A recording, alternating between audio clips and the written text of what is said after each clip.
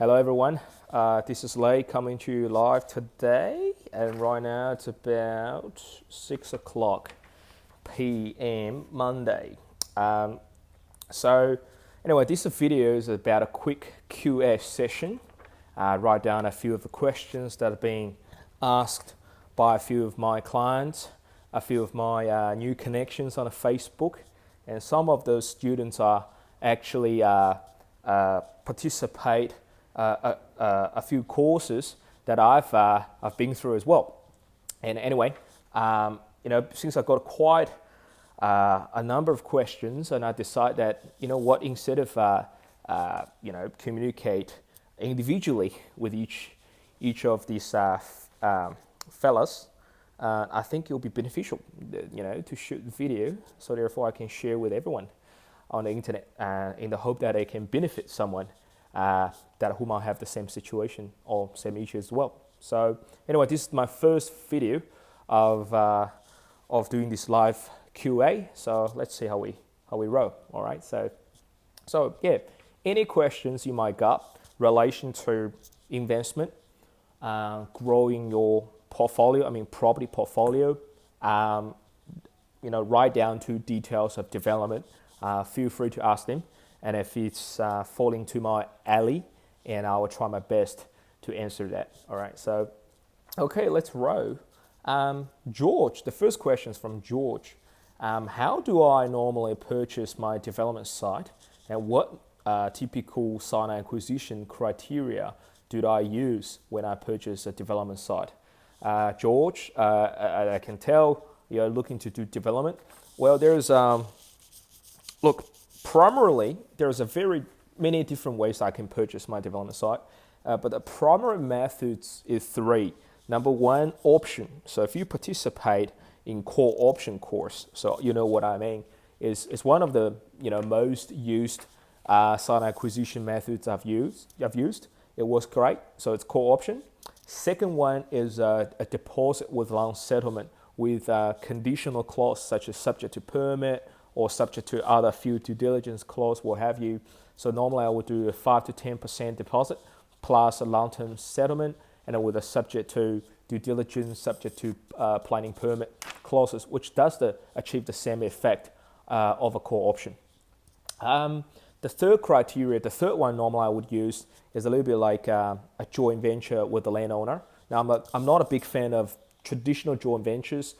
Typically, when the joint venture with landowner arrangement, the ones I've used is more of like a core option, but with a stock back option. So it's, for example, I might option or purchase a site for 5 million, but the vendor want 5.2. Well, according to my FISO, I can't really offer 5.2, but if the vendor chooses to keep a finished stock as a part of payment, he might be elected to get 4.5 plus a townhouse or plus apartment plus a house. That house might be worth about 700,000 by itself. Therefore, the total value he get from my offer is equivalent to 5.2. So that's there you go. That's my three primary ways for me to acquire sites. Second question from Karen. How many developments have I done in a year? Karen, probably never know me. Look, in the old days, I've done quite a few, and which primarily doing these high-rise towers, whereby I've been a bit lazy, where I try to find a big development sites through different, as I said, acquisition arrangements. Sometimes work with a different investor and to build a big tower, and therefore it might have 200, 300 apartments in one development, right? But now, recently in the last 3 years, my development methodology is being changed. We're doing more of small to medium-sized townhouses, land subdivision project. So my site acquisition efforts kind of quadrupled, So anyway, in 2018, we've done the projects I've executed myself, meaning my own capital involved, just tipping a little over about 100 mil. But if you take into account with other joint venture with other developers and funding partners, we are a little bit less than 200 million. It's about 195 million, give and take, right in that amount. So yeah. Okay, third question, Linda. Let me read that question. How do you normally finance the land if I don't get a development approval before the settlement? I prefer, all right, I figure out that if referencing the land, I mean a development site. So assuming that if you bought a site or option a site, whatever it might be, for let's say 18 months, and in 18 months you haven't got a development approval, and you ask me how do I normally gonna finance that land, right? Okay, so if that's the case, you don't really have too much of option right there. Typically, there's two type of loans you're gonna use, or I normally use this. One is go for a normal bank, asking for land banking.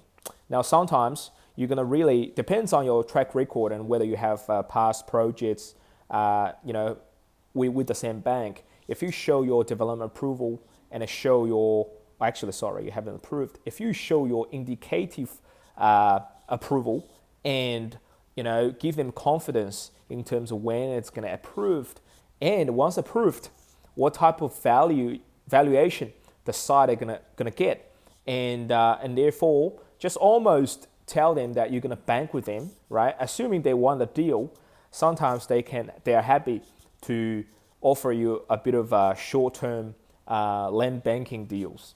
Now, with that being said, if you go to a normal bank, the land banking deal typically with LVR of no more than 50%. So therefore, in that case, you still need to have a minimum 50% of equity of yourself to be tipping into the land. Now, in these cases, if you don't have the equity, you might run into some troubles. The other options is if the land banking with a major bank doesn't work for you because of low LVR, you can go to a private funds or private equity funds or those small lenders. They're happy to offer you a short-term private loan or development bridging finance. Now, sometimes there's quite a lot of them out there that I can offer to you LVR as much as 65 to 70%. But the rates are high. So we're talking about anywhere between 3% application fee plus 0.8 to 1% per month interest rate. Now there's a quite expensive finance options right there for you, right? So therefore, make sure the real answer is this is not ideal. Make sure whenever happens, you get your permit in time. If not, make sure when you acquire a site, go for a long settlement or longer settlement. Does that make sense? But nevertheless, that's the two ways you can do it. Okay, the fourth question, Li Shan. I've currently got a development in northern part of Melbourne. The planning officer has actually given us a support letter. But we've got about 6 neighbours who are objecting to the development application for whatever reasons. And as a result, the application, the office support was overturned by the council. What should I do in these cases? Well, Li Shen, bad luck. It's one of those things that, if you're doing development in Victoria, that's one of the drawbacks. I mean, living in Victoria, our planning system are pretty much screwed. We're giving too much of third-party rights. In essence, in New South Wales or Queensland, we have something called code accessible DA, right? In Victoria, we really don't have anything called code accessible, meaning you can give them a fully compliant application. They still can reject you based on what the neighbor said and based on what the council law determines. And therefore, the planning officer who assess your application might support your application, but it doesn't necessarily mean your application will get approved. And a different council might have a different objection threshold. If the threshold is reached, meaning number of objections, the decision need to be made in the council's internal meeting, and obviously determined by the council laws, who are political driven, are not necessarily professionals, and therefore you might be caught into this political debate where the council laws only care about one thing: votes. And quite often I see that the officers' support will be overturned. There's not much there's not much things you can do, to be honest. If your application has been rejected, you can challenge them in the VCAT. In the VCAT processes, it's like a draw cards. You don't always have a guaranteed chance of winning. But if you got office support letter, this is actually worth like a gold. So my suggestion to you is, if you have a legitimate case, fully code accessible, meaning compliant, planning permit in terms of REST code compliant, and if your consulting town planners is actually advise you that the council is being unreasonable or being political, you can challenge them in VCAT. The downside of it is obviously currently there is a minimum 6-month waiting period for you to even get to the VCAT hearing. So, I'm not sure how your site acquisition criteria works, but that's unfortunately the situation. Okay, the 5th question from Mark. I find it's very hard to get building estimates, and different builders always overquote or lowball when we talk about the cost of build. So how can I get more accurate building estimate? Hey Mark, depends on what information you fed to the builder. In order for builder to give you mentioned estimates, I'm assuming that you don't give him too much, and therefore there's always a variance in terms of what they estimate and what they can actually build. So, I don't be surprised. But if you talk about quotation, you need to give them internal spec working drawing, engineering drawings, so therefore they can give you a fairly good price quotation or estimation. But assuming you don't have anything, or you just want to get a rough idea, instead of ringing builders, I probably just go to the quantity surveyor, and they will probably give me a rule of thumb in terms of square meter rate for the type of construction, type of finish I want to do, and I use that rate to adapt that rate to different areas, and therefore I will go for a quantity surveyor if you're looking for a better legitimate estimations. Hope that helps.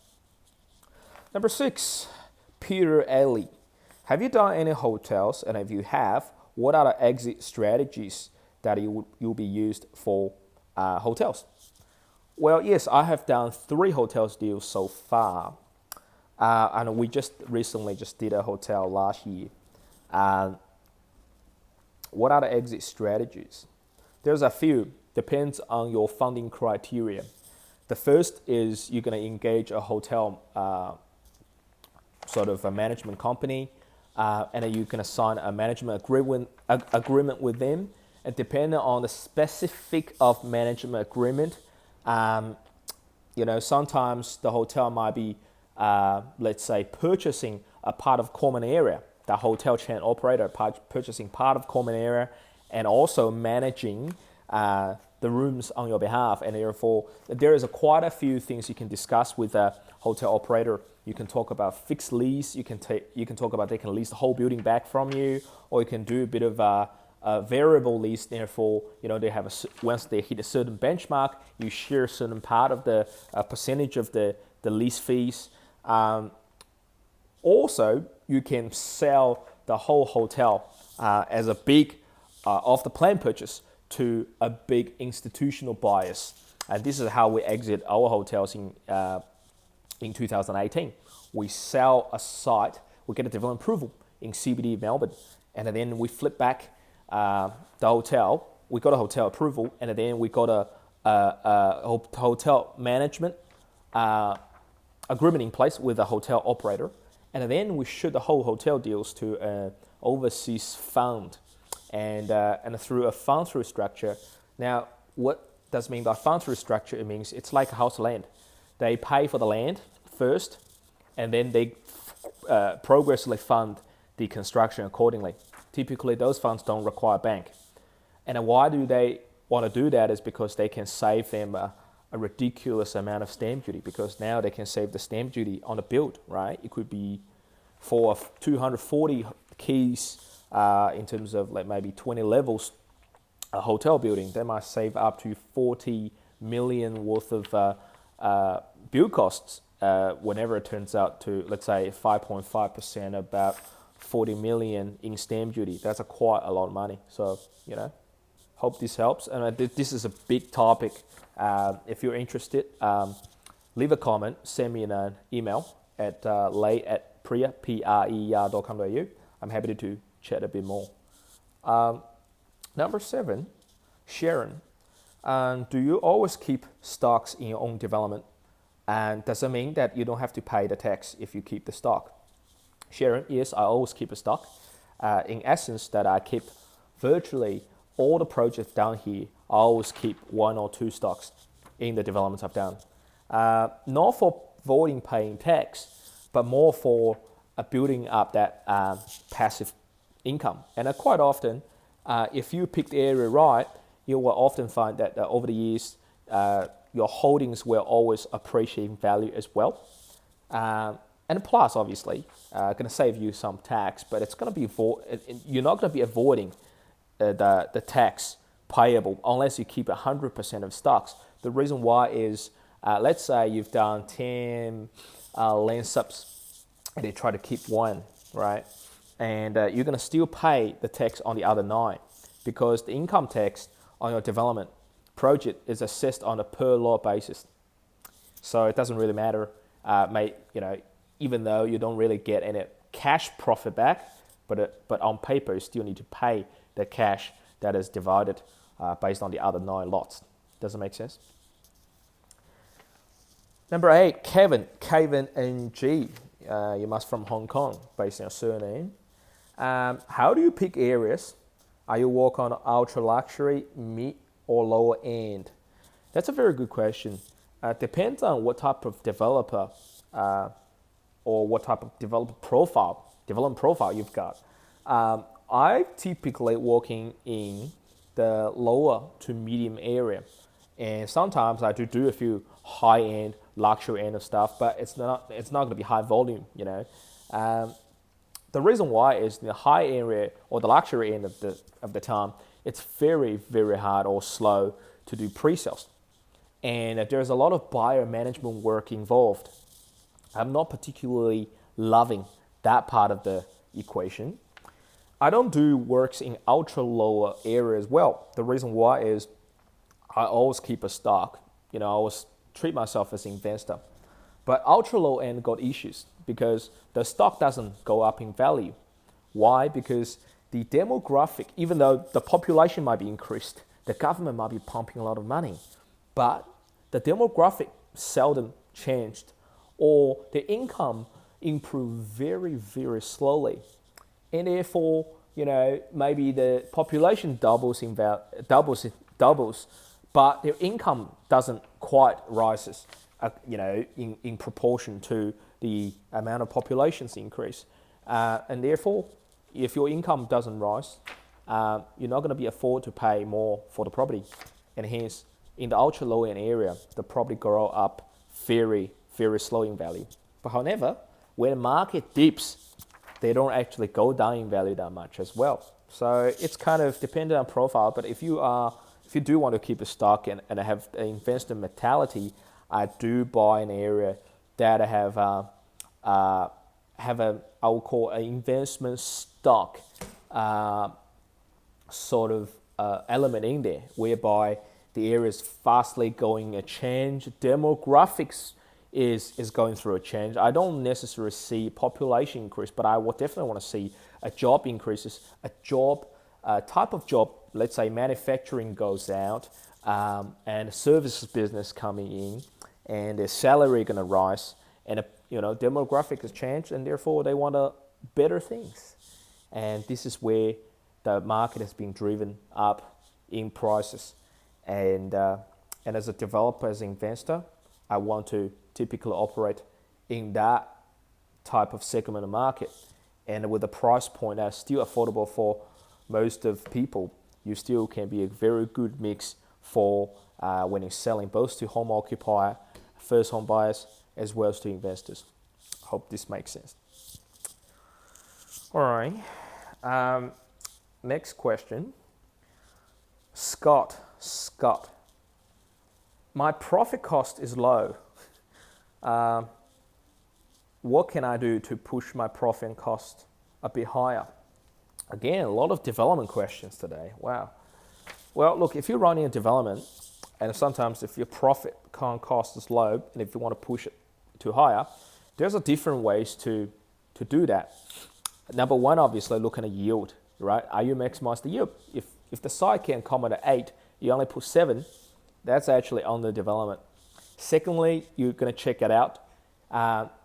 Do you design, or are you putting, let's say, for 8 townhouses, are your floor plate too big? For sale, if the retail price is going to be selling for the same amount of money, and you're building 4-bedroom for 180 square meters, can I shrink to 160 square meters and it's still selling for the same amount?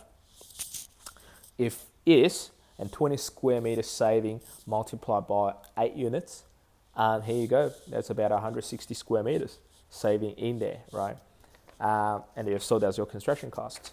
Then I would look at the value engineering part. Means,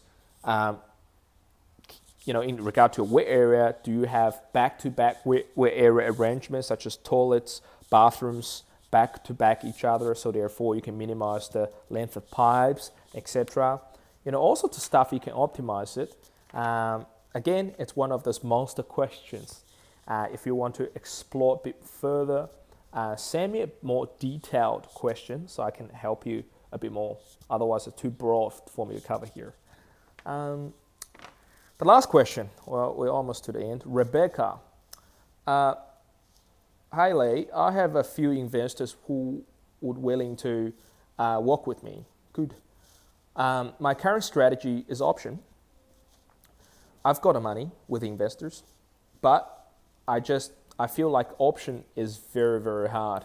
Any tricks that you can show that you can increase the success rates of getting an option down?